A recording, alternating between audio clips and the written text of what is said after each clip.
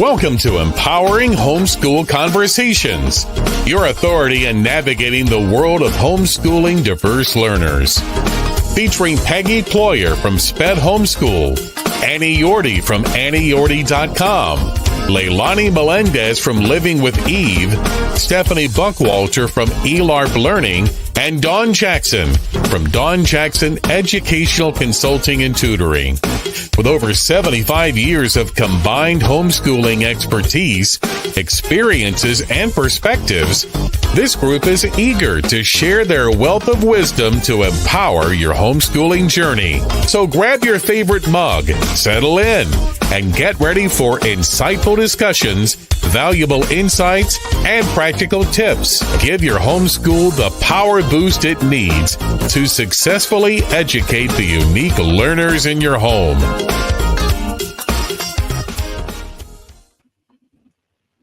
Hi, everyone, and welcome to Empowering Homeschool Conversations. I'm Peggy Ployhar, and I am here with the whole co-host team here on Empowering Homeschool Conversations. And our topic today is unlocking success, maximizing homeschool conferences for every learner. Super important topic, lots of wisdom to share. We're going to have this hour packed with information, but I would love to kick off our time together, ladies, and just some snippets of experiences. They can be good, bad, ugly, whatever you want to share, just maybe as a homeschool experience you had. And then we'll be sharing lots of tips, insiders, kind of behind the scenes things. A lot of us have been speakers as well as exhibitors at conferences. So kind of giving you the lowdown on everything you need to know about navigating a homeschool conference, especially when you have a unique learner. So anybody have a story to share right off the top of their head? I do. All right, Stephanie. Always happy to jump in. Okay. It was kind of interesting to me because at first I loved going to homeschool conferences and I just absorbed everything. It was so new, but I found that after my kids were in middle school, I kind of stopped going.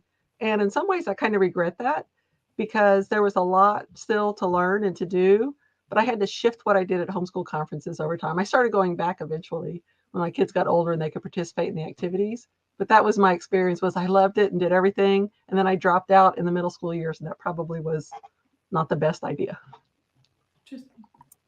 Yeah, wisdom learned, definitely. Mm-hmm. So, yeah, I'm sure we'll hear more about that later. Anybody else? Yeah, I think back to my very first homeschool conference, and it was like drinking from a fire hydrant. I'm sure most people can identify with that.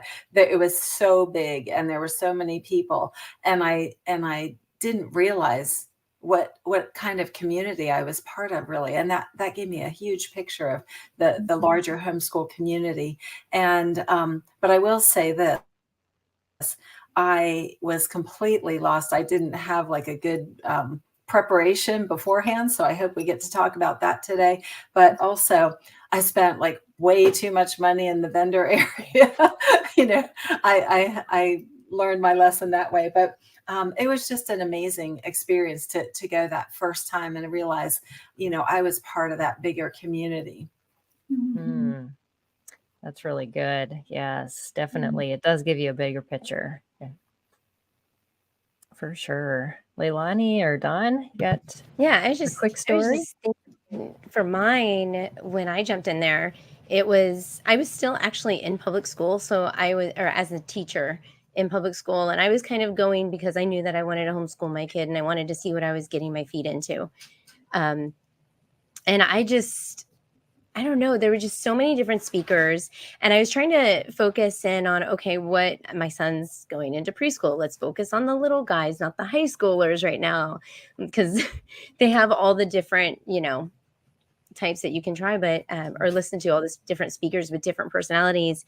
But I also found out right away, what kind of stuff that I liked right off the back and what kind of stuff that I didn't like. And I kind of made a mental note of that. I also ran into a lot of people that I knew, and I was connecting with people in my community. And Yeah, and it's interesting because every homeschool convention and conference is completely different, the amount of people that are there and what they have to offer you. And so that's also something, to keep in mind. Mine was really big. So I think I went to the FPEA, which is the Florida one, which I've heard that one is actually one of the biggest ones in the nation. Yeah, it is. It is really huge. And so, yeah, there's different ones run by states, and we'll talk about different types of conferences and the organizers and how those conferences even differ from one another, because there's some huge differences as well, just by who the organizer is. Yeah, Don, you got a story? Yeah. So when I went to my very first conference, I was very, very excited about homeschooling, probably more excited than my child, that's for sure. But I think my big takeaway and what I learned is that everything that I was attracted to, I was just seeing it more through my eyes, not through her eyes, my oldest child. And so the things that I picked and the hundreds of dollars that I spent, there was a lot in there that she really didn't care about. Like, I kind of was turning her into a visual learner like I was. And so I was remember Latin cards up on the wall and just these really cool things. And she was like, no. So, I was really like, this is awesome. Like, I love hands-on things. I love all this stuff. But later I learned. So fortunately I had 3 children, so you could trickle it down and use it on the other ones. That's great. Yeah. It is. You learn and grow through those conference experiences too, not just the homeschooling. And that I think all of your stories reflect that. And my story does too, because I avoided the speakers. I would go in, I would get my books, and I had a list of all the used books I need. So I didn't even go into the new vendor area unless I absolutely needed something from there. And then I left because I found that when I did go in, I'm looking at the titles going, yeah, how your child's going to be in college by the age 15. And I would just leave crying, because I'm like, my kids can't do that. And so I felt like it was a defeating experience for me. And therefore I shut the door on being teachable. And found out later that, I really did need that. So yeah, lots to learn. So just know that those homeschool experiences at conferences, they do reflect a lot on, yourself too. And I think we all kind of shared that, which is, I didn't expect it to go there, but yes, that's so true. So let's talk about this. Why should somebody go to a conference, or maybe not? Any feedback on that? I mean, I can say just to get to know your community, because there are a lot of community type conferences. I know, because Florida is just growing. I know that we have a Tampa Bay Homeschool Convention, and that one is huge, but it's all the people in my neighborhood that I can actually reach out for help. So we have an occupational therapist that does a speaking engagement, and she's known for being one of the best OTs in the area. And then we have a bookstore, a homeschool bookstore, and she shows up with all her stuff, and then we get to know her. And so getting to know my community, getting to know my state, the laws, seeing that I'm not the only one that is doing all of this. I mean, that would be a great start. Yeah, definitely getting connected and making those connections and finding out about people you didn't even know about too. So yeah, so true. Yeah, we all have multiple reasons for going. I know when I first started going, I thought, oh, they're going to have all the curriculum. I can put my hands on it and those kinds of things. I also was thinking about things I could learn about teaching and that type of thing. Ultimately, though, what I found was my biggest need that I didn't exactly realize was that I needed inspiration and that renewal of my commitment and just to renew and understand and focus on my calling, that that's what keeps you going through the year. It's not the how-tos. I mean, those how-tos are great, but we need to do that. So that you may not even know as your need, but definitely go looking for that. Yes. Mm-hmm. Yeah. That's a Yeah, great. because you have like 1 hour, and there's like 5 or 6 different speakers sometimes, and picking, I think it does boil down to that, Annie, is like, what do I need for the long run? Or because I think sometimes we're attracted to those things that are going to fix our child, but we have to remember that we're the one that needs to be filled too. So that's so good. Yeah. I would also add to that. I think that's awesome, Annie, what you said about that. But I would also add, in terms of curriculum, I remember that's where I first got exposed to classical education, which I personally really like. And it was just, the literature, just being able to see the literature and the books and the stories. That's where I really got bit by that bug and came home and just have that collection now of children's literature and things like that. And then the other thing to me was, I'm a very curious person, and probably annoying even to some point in my curiosity. I like to ask questions, and it's really fun to meet the people behind some of that curriculum, or what their ministry and passion is in why they are there. And I think that's really interesting, just to see families coming together, selling materials or curriculum or books, and just doing that as a family type thing. And actually it led me into my own business. At one point I made and created curriculum that I sold all over, in the world, actually. It was a historical timeline that I created. And so it inspired me in that way to see the possibilities of what's out there, what still needs to be out there, maybe, if you're that type of person. Yeah. I have to jump in and just mention, because she said meeting the writers of the curriculum. Yes. For me, that was huge, because the curriculum may look wonderful, but you may not connect with the author the way that, because the curriculum is what's teaching a lot of our kids.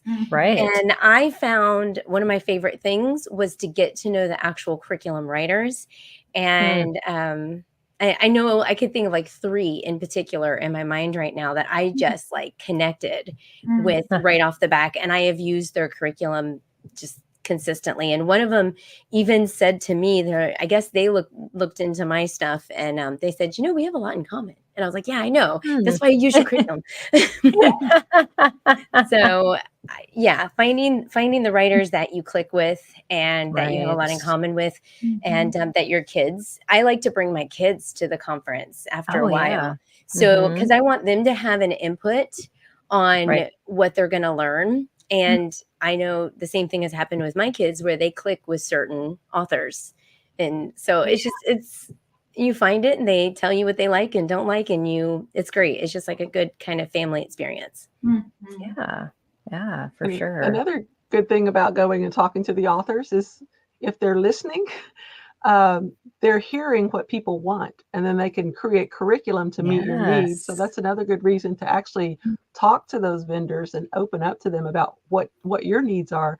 Because I know it helped me tremendously. The first time I was a vendor, I was like, oh, that's what people want. And I started creating for them.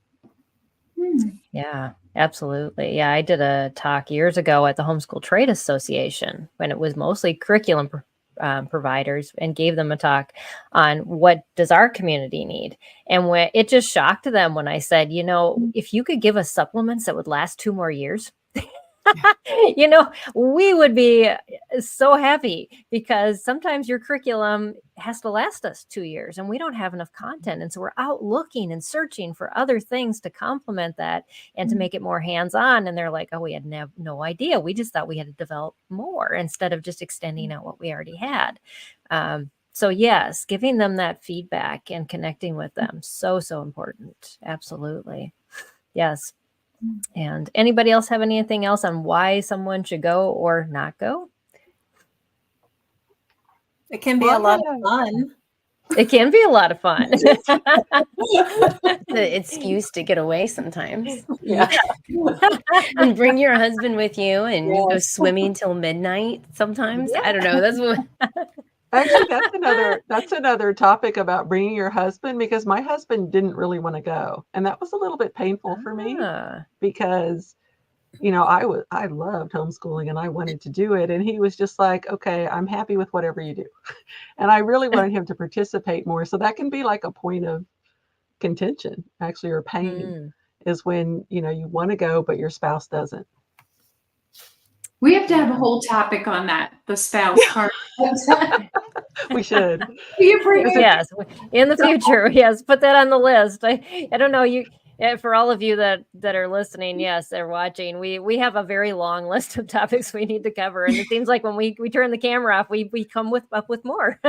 So, yeah, definitely that is a hard one. I got my husband to go couple times, but that was mostly when I was already in an administrative role for one of the state organizations. So I was working the conference. And so that was how, we would get away.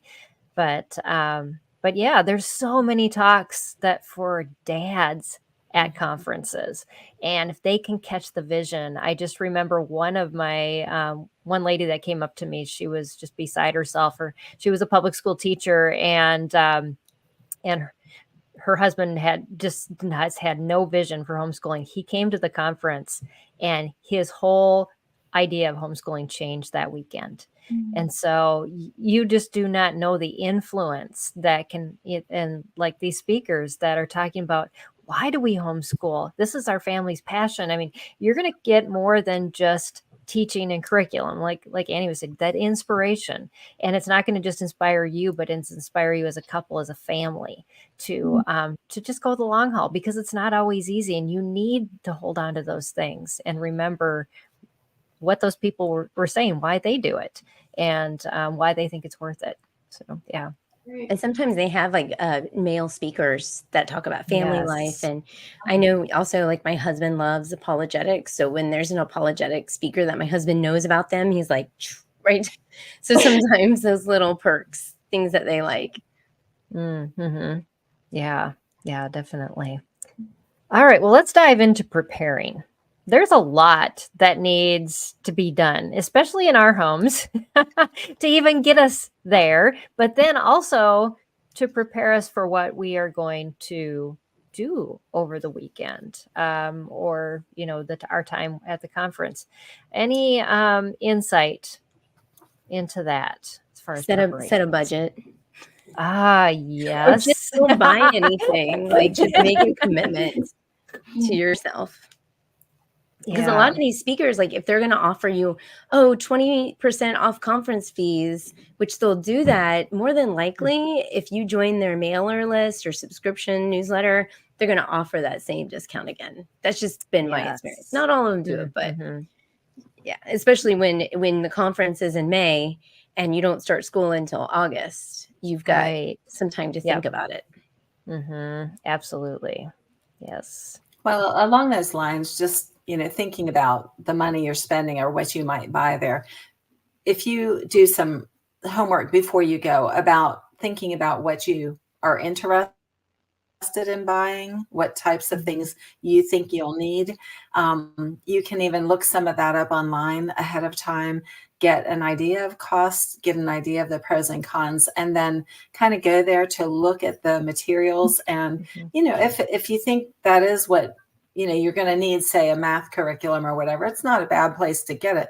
But you go like prepared, so you're not doing the impulse buying. That's really what you want to guard against, because everything looks so shiny and wonderful. And, you'll hear people. And they're going to fix all your problems. Great it is. And so you want to avoid that type of impulsive buying. But it can be a great place to kind of get it all done in one fell swoop, but you have to prepare ahead of time so you know what you're looking for. Right. Absolutely. Yes. Don or And Stephanie? I was going to say, if your child is several years behind in core subjects, one thing that's helpful is to know your child's developmental level and likely the amount of progress they'll make for the next year. because you may not even need to buy new curriculum, like Peggy was saying, where you just want more and Right. more, something that lasts for 3 years. So I just wrote a blog post about that over on ELARP Learning that tells you how to calculate the amount of progress your child is likely to make over the next That's school cool. year. And I that's did it how- as a series in my newsletter, and then I'm turning it into a blog post. So, and you can download it then as a PDF, but you can actually calculate about how much progress they'll make based on the progress they've made so far. And it's very helpful, Cool. and it saves you a lot of money. Yes, absolutely. Yep. Yeah, because you definitely don't want to be skipping ahead to the next book just because it's the next year, because you're going to create large gaps in their understanding, especially if you're doing something that requires prerequisite learning. But yeah, that's why not. I remember the first time I said that at a conference, that a curriculum could last 2 to 3 years. I heard a gasp from the audience, and they're like, "What?" And I'm like, "Yes, it is something that is, it's okay. Just because the year ends doesn't mean the book ends. Just set it down for a while and start up again." So, yeah, definitely. Anything preparation wise, Don, that you would have to share? I mean, I always go through the book and I highlight the talks that I want to go to. And so I'll they bust do list open. those. Yeah, so I'll bust open my book and I'll look at the talks and I'll read the synopsis and I'll highlight the ones, and then I'll go to their website to see if it might be something I'm interested in. Yeah. And then while I'm there, maybe I go to one of their talks and I love them. So then I'll go to more of their talks, or maybe I don't like them and then I'll cross out the talk. So I mean, it happens, and it's It almost, does, yeah. it's awful to say, like, sometimes process of elimination is really nice in these situations, but it is like, there may be a speaker that sounds wonderful, and then you go see them, you're like, they're great, their program is great, and everything they're doing is wonderful, but it's not my personality, and I don't think I could get much from this person, and that's okay to say. Right. So, and you don't have to tell anybody. Yeah, exactly. Not naming names. I would just say, if it's a person's first time going to a conference, just understand that it can feel very overwhelming. And if you generally are sort of a scattery person and just get overwhelmed easily, or you see all this material and you're like, oh my gosh, I don't know where to begin, it is probably a good idea to just say to yourself, okay, I'm just going to focus on kindergarten this time or today. And if I'm coming back tomorrow, I'm going to focus on first grade, and just kind of chunk it out a bit, like for your brain, so that you're not going, oh, but that's high school, or that's, and, just do like this first 2 hours. I'm just going to focus on kindergarten. I'm going to take a lunch, and then I'm going to come back, and I'm only going to look for, first and second grade, or whatever it is. And just really pace yourself in that way too. I love what you said, Leilani, about looking at overhead, before you go, what do I really want to be interested? But don't try to do it all. You can't. And it can be very overwhelming. Yes. Yeah. So I used unit studies when I was homeschooling most of the time. So I would have a very large list of books that I would need. I knew the library had some of them. And so my preparation was looking through library lists, seeing what the library had and what I could access there. Some of them were out of print stuff, but I knew, and we're going to talk a little bit about used book sales, I know, and later on. But I would go in, and a lot of homeschoolers, they had used these specific books. So I knew I could find even out of print books in those used book sales. And so I would especially highlight those, and then be asking vendors. And over the years, I got really good. I got to know those vendors. So you could even call them ahead of time and say, are you bringing these books? Because they're ones that I have. I mean, when we moved from Minnesota, I had to sell so much stuff because I would have filled a whole nother moving truck just with books. But yeah, my kids loved that. And so for me, a lot of the preparation was what can I find here that I can't find anywhere else? And that's probably good for curriculum too, because like you said, Leilani, we can find a lot of things afterwards, and a lot of vendors are now not bringing a lot of their products. They're going to ship them to you anyways. They'll just give you a deal, and that lasts for so long. So it does give you that time to think about it too. And yeah, You don't have to carry it around all day. I would just add, like, there are so many things to do to prepare yourself to go. Like you mentioned, even things that you have to take care of at home so you can be free. Right. But I would say start your preparation with prayer. Yes. Because God knows what your needs are going to be in the future, what you need to find at that homeschool conference, what you need to hear. So start with the prayer. And also, as you're praying, consider what goals God brings to your mind. Like what are your needs when you go? So then that can sort of direct your steps when you're there. If you think, well, I really do feel like I need encouragement, then that's going to help you choose what to do while you're there, how to spend your time. And remember that a lot of them, the conferences will have recordings. So you don't have to get to every single thing. And it may be worth spending a couple bucks on that, or just find the person's website maybe. And, you might be able to find some semblance of their talk there too. But the goals help you to choose, do you need to learn about a particular skill or how to teach this or that or the other thing?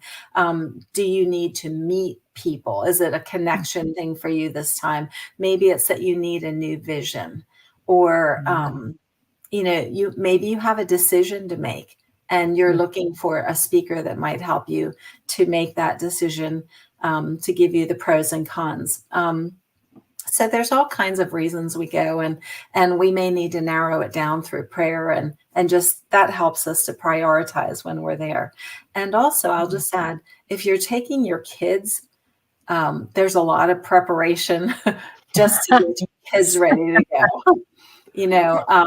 Thinking about, if they're older kids, knowing, like, setting expectations for them so they behave well when they're there, letting them know how to behave, when they're in their sessions, if they have them, or if they're just kind of running around on their own, that they're not being, obnoxious in some way.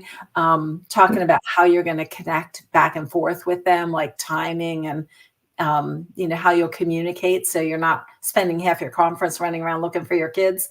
If they're young kids, understanding how to work around their need for sleep or eating or those kinds of things, that you have to think that through a little bit to make your life easier when you're there.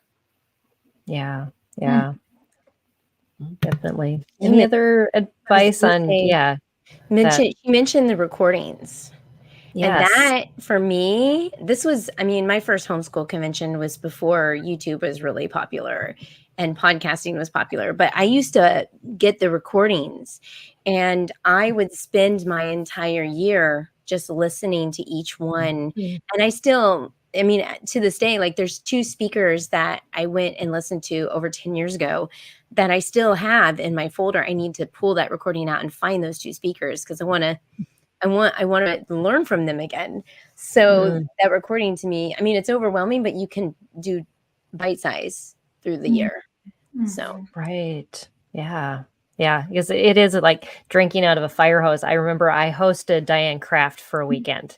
I don't know if any of you had heard Diane Kraft speak, but because I was her room host, I sat in all 6 of her talks over 2 days, and it was overwhelming. And she just had so much information, and I'm so thankful she was a mentor of mine for a long time.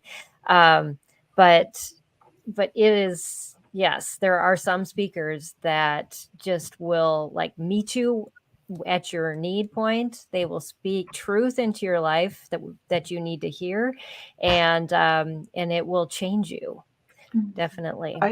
I had that experience. One year I was struggling with my son, and it was the first year Diane Kraft was at our homeschool conference, and I went to all 6 of her sessions. Those are the only sessions I went to that conference. And which brings me to the point, you can, a lot of speakers will have handouts, and you can either go to the conference website and see if you can get the handouts there, or if you're listening to the audio recordings, they mention handouts, you can go ahead and email the speaker and say, hey, I was listening to your audio. Can you please send me your handouts?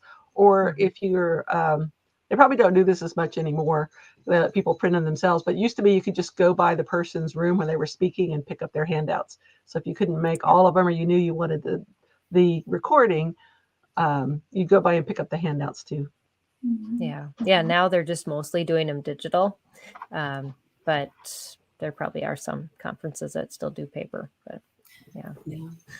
Can I add one more thought to preparing yourself? And this is sort of a little, not a concrete thing, but when we go to these conferences, we see all kinds of families, and we, when you sit in those sessions and you hear them speak, like that speaker talking about whatever their topic is, a lot of people look like they have it all together, you know?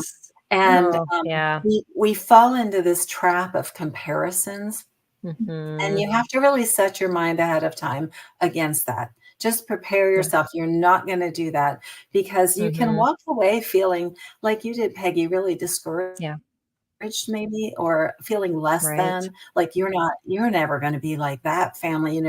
All those kids are so well behaved, and whatever it is.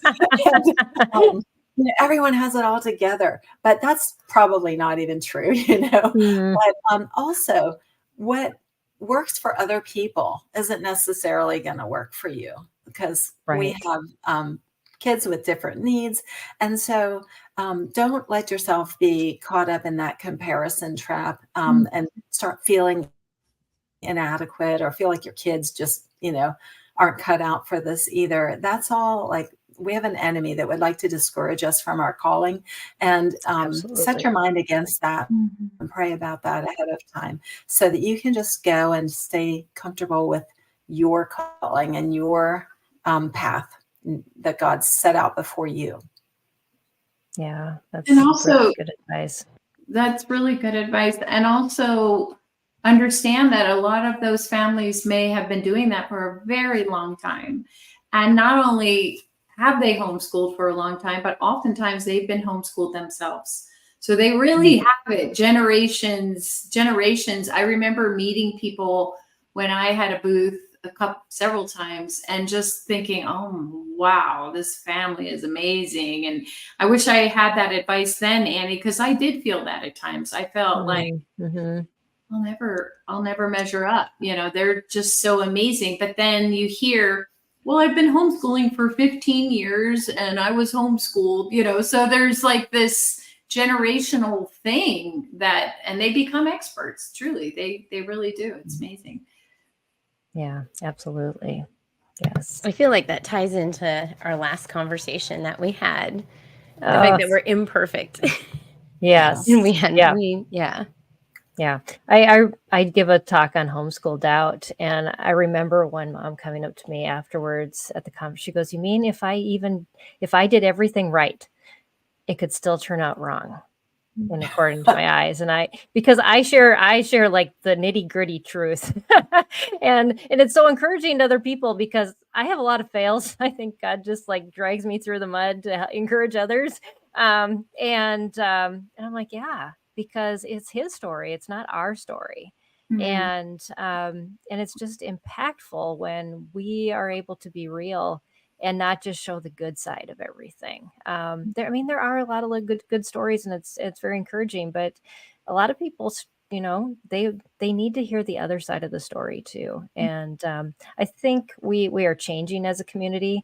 I think at the very beginning, the homeschool movement, where they wanted to prove that homeschooling worked and not to show any of the flaws.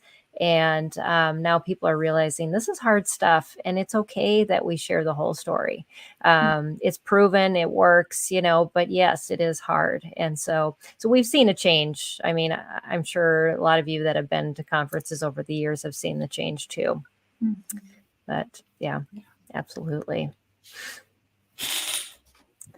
All right. So what about just tips and tricks that you've learned over the years? Don't forget to go through the swag bag that you pick up with yes. because there are often coupons and stuff. And also along those same lines, go through the conference schedule, the conference brochure when you get there, the schedule booklet, whatever you call it, the program.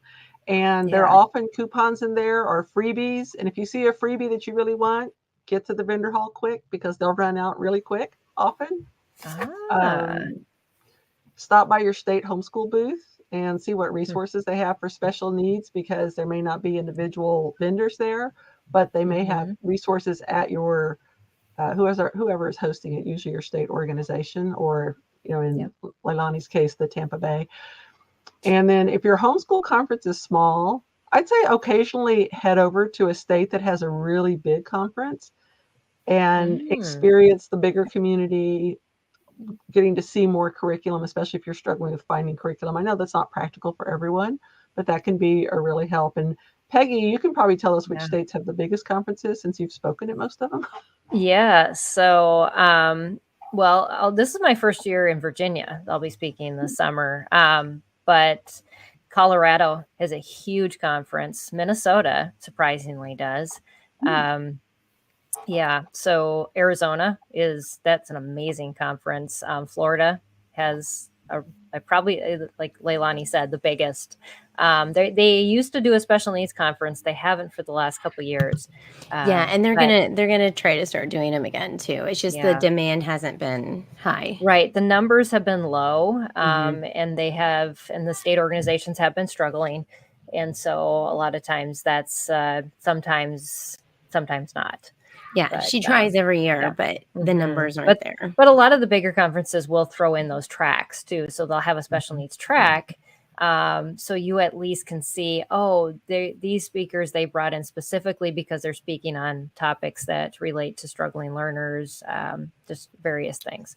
So this year, This year, Terry McKee is putting on a conference just for special needs homeschoolers called Special Needs Expo.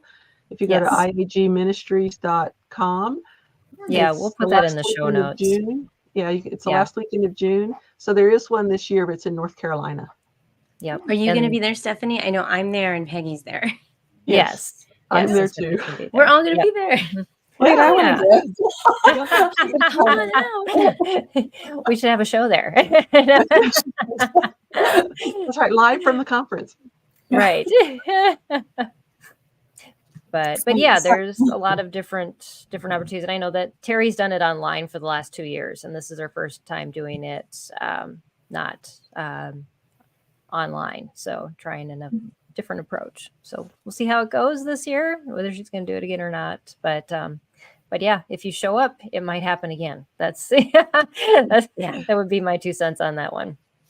So one of my biggest tips and tricks is when you start going to sessions, look at who's going to them, because those are your people. And because you'll find that there's just some people that are like in all the same things that you are in. And so reach out to them. Don't be afraid to say, hey, what are you doing for lunch? Let's go grab a bite to eat. I want to get to know you better. Because you probably have a lot in common, and the more friends you have and support that you have ongoing, this is a place to find other homeschoolers. Yes. I have a tip and trick. It's kind of based off of what I was sharing initially. And that is, again, I'll probably always say this till I am blue in the face, but understanding your child's, learning styles, interests, and talents helps a lot when you're looking at curriculum. For example, when I bought my daughter the Latin cards that were going to be visual on the wall that she was going to practice every day, she never looked at them ever. And even if I had the pointer, she was not interested in learning those cards that way.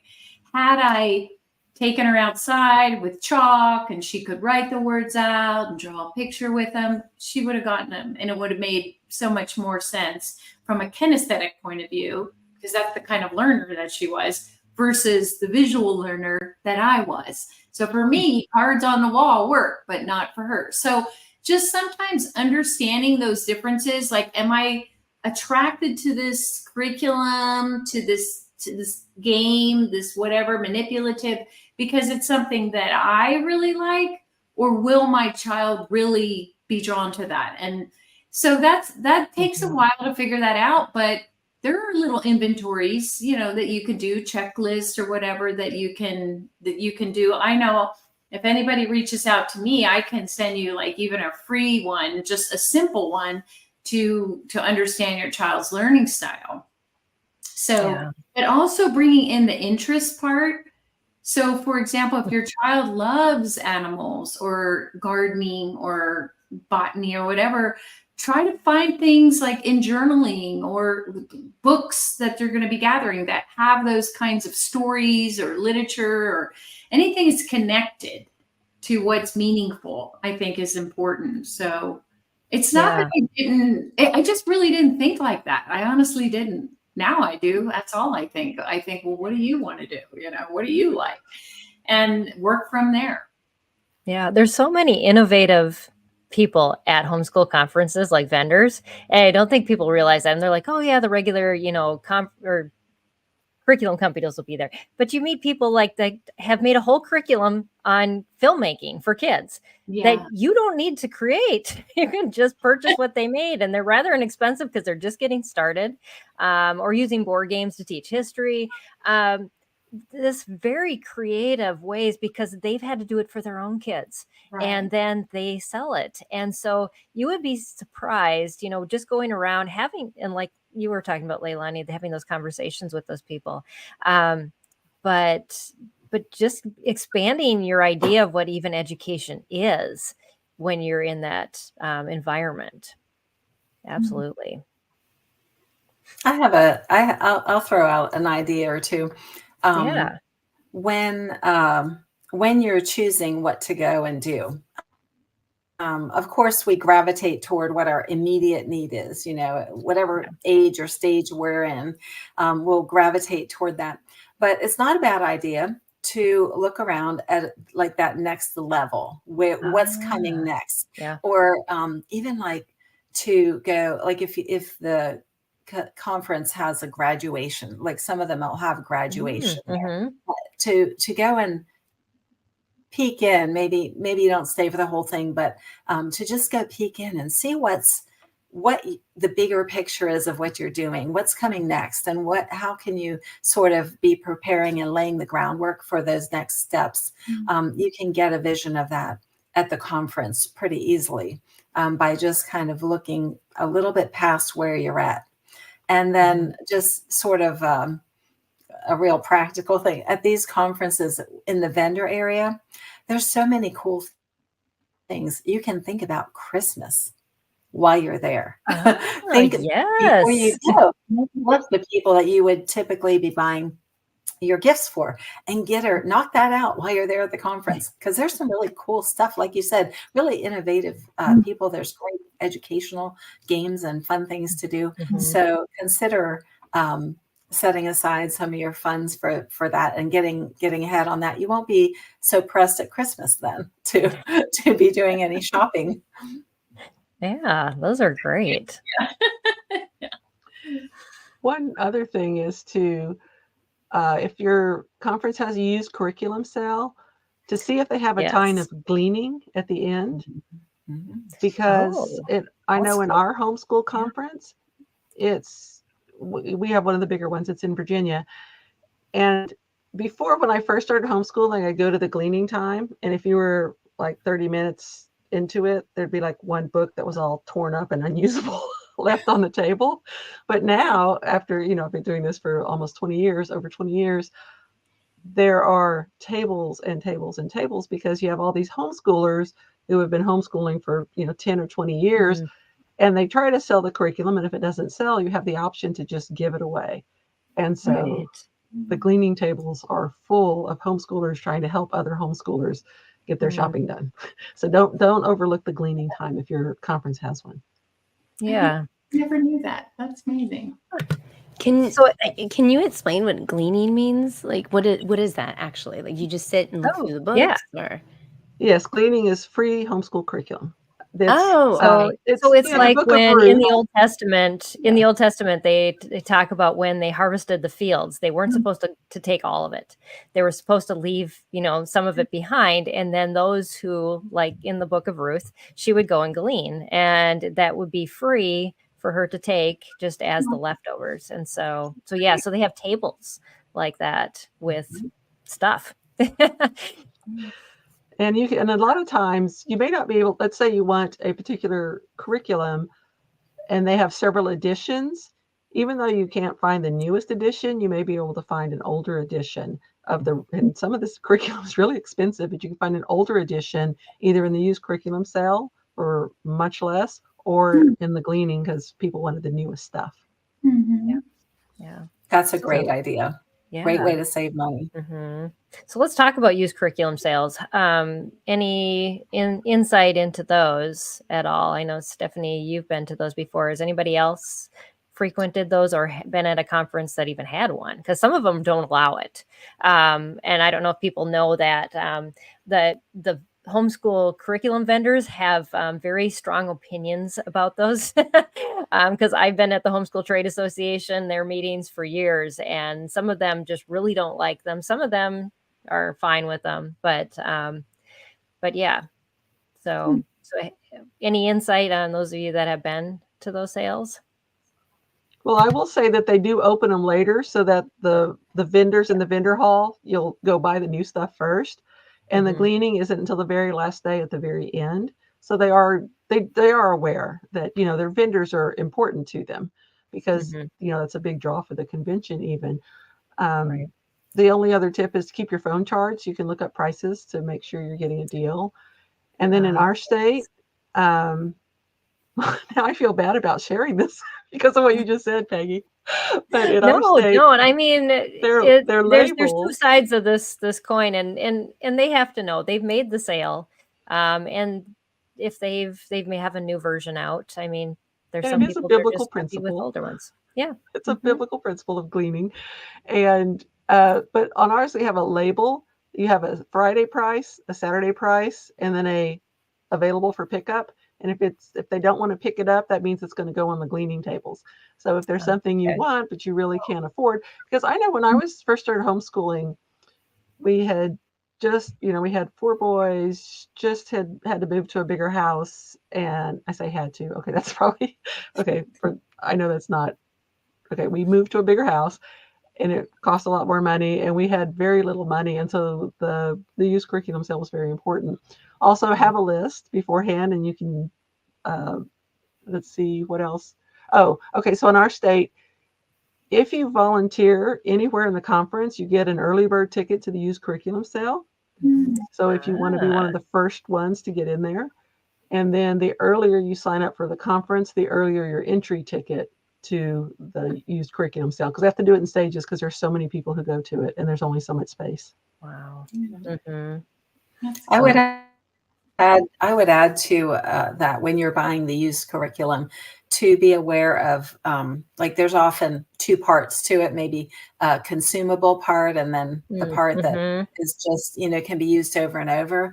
And so you want to know, for instance, if you buy the non-consumable part that you can get the consumable part if you want it, or to know how you would work around not having it. So that I'm thinking of things like to be specific, like if there's a workbook that your child will be filling out, that's the consumable part that you only use once. And so that may or may not be available to be purchased separately. So you don't want to waste your money on a used book where you can't like really use it. So think about that as you buy used curriculum. Right. Yeah, absolutely. That's lots of good tips. So what about like special offerings for families who have special needs kids? What have you seen in the past from conferences or that like these organizations that run these conferences offer for you? Well, our conference does. Again, it's one of the bigger ones. So we have the option. But so I'll just do a quick rundown. They have just starting the last couple of years, the regular conference is Friday, Saturday. So on Thursday, they added a mini conference for special needs and struggling learners. Yep.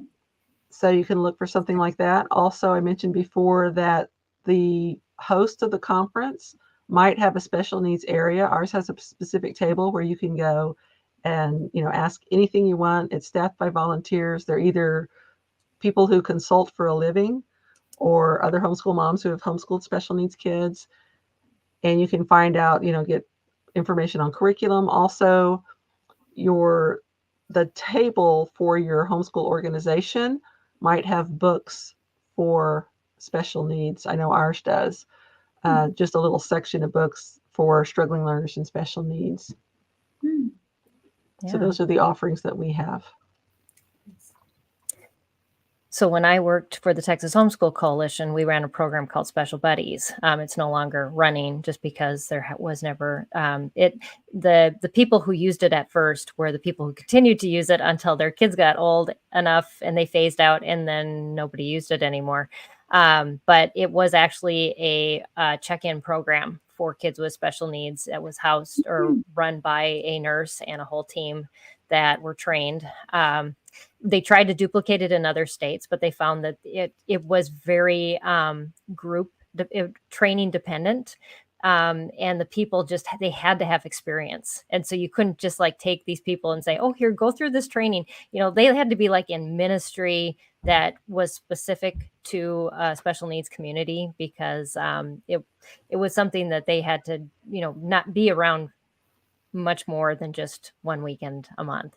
But that helps so many parents. It was an amazing program, and it's so sad to see that is gone, and that it wasn't duplicatable. There were a lot of people behind that trying to get it to go and fly in other states, like in Virginia. They had really desired that, but that was one thing. They did have it for a little while. Yes. Let me see if they have it now. That was a duplicate program off of the Texas one. So they may still have it. I don't use it, so I didn't even think of that. Let me check. Yeah. Some conferences like Arizona, they have a sensory room. So, or they'll have sensory bags so that you can just check them out, or they'll give them to you for free, and they're filled with things from maybe vendors that have sensory products for your child. There's conferences that have specific parent meetups. I used to organize those when I was in Texas. We would have coffee and donuts and, sit around and chat. I warned one, there was another conference in Colorado that's going to be doing that this year. And I said, oh yeah, but our parents stuck around. They stayed around for 2 to 3 hours after. It wasn't just the hour we had slotted. So beware, it may last longer than you expect. We're long-winded. They just needed to connect. Yes. I mean, we know so how hard it is to find your people when your kids are so demanding. It may not be really possible, but I know how hard it is to get away for something like a conference. Right. When you have the responsibilities of a child who has some kind of very individual or special needs. And so if you're fortunate enough to have somebody like a family member who will take over for a couple of days so you can have the respite of going to the conference, that's awesome. Sometimes, you can take your child or children with you and, work out, just kind of go at your own pace and take in what you can. And it's okay. You don't have to go at the pace of everyone else. Or if if your situation is such that you could bring along another person or like an older teen or someone that would occupy your child or children while you have some time to go to classes or whatever, or the workshops. Those are some ideas. They don't work for all of us, but it might help someone. Yeah. So what conferences are you all going to be at this year? Either exhibiting or speaking. I want to know it. I mean, I can go first. Okay. I'm doing the Special Needs Expo in North Carolina.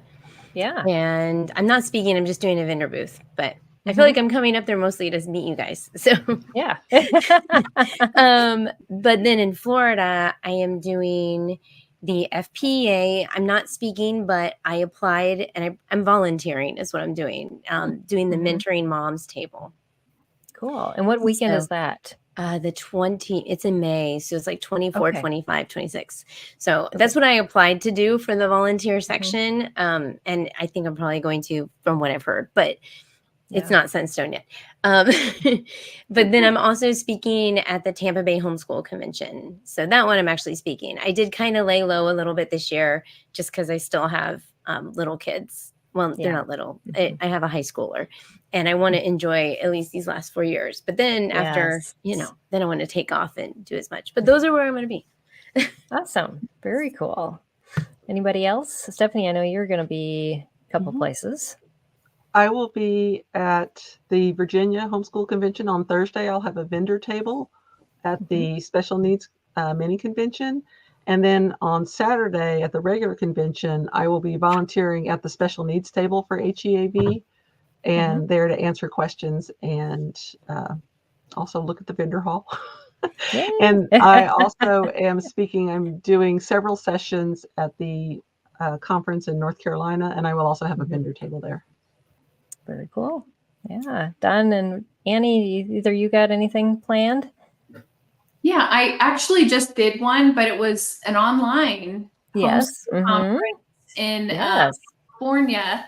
They asked me to do a topic, and so it was kind of weird. I was just talking to myself for a long time, but many people watched it. So but it was just an online virtual one this year. I was hoping to go. I live in Idaho, and I was hoping to be a part of that one here, but I actually have other plans now for Europe this summer. So it's not good. Like speaking in Europe or just going to Europe? Say that again. Are you speaking in Europe or just? I wish maybe I can make connections when I'm there, but no, it's just a trip with my daughter. Her and I. Okay, that's always good. Yeah, as for me, I had been planning to really get out to some this year, but last fall, God sort of gave me a wake-up call to pull in the reins a little bit and lay low. And I can see why, and how that's been good for me. So I don't actually have a plan to go to any, although now I want to go to that one and that special needs one. that one. Maybe I'll just have you guys come out and crash it.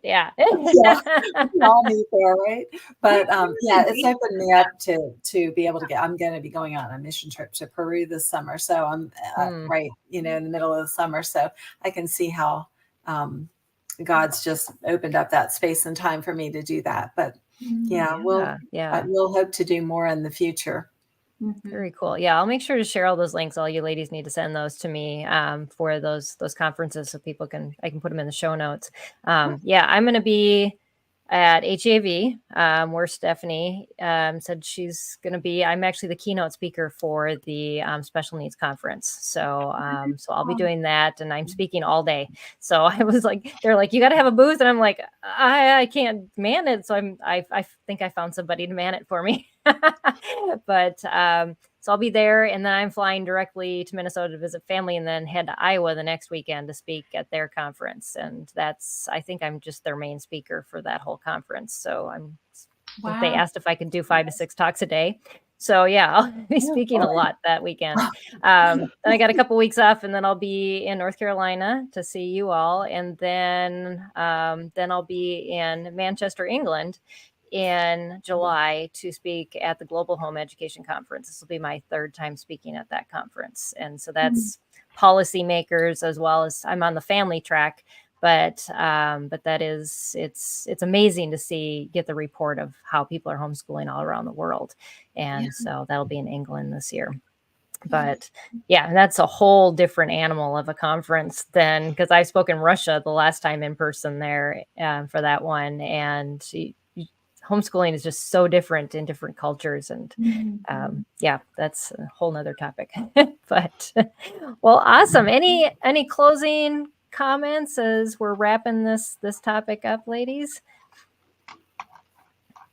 I think I would just share, just be easy on yourself, especially I always think about the brand new homeschooling person and going into that. And I remember how I felt, the overwhelm and the feeling that I had to be perfect and do this right, like my sister-in-law who had been homeschooling forever.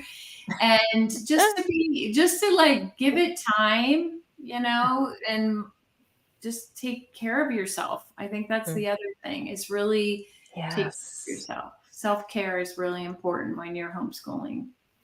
Get some sleep if you're going away. Don't just stay up all night watching TV. I knew too many moms that did that, and then they were exhausted when they got home. No, don't do that. I'll say, just go have fun, wear comfortable shoes. Yes. Good one. And don't get discouraged if your child, like Peggy was mentioning, when you're like, just that's not my child, because the homeschool kind of meme is, the overachiever, and that's not going to be our kids. I always say my kid's on the slow train. So it's okay.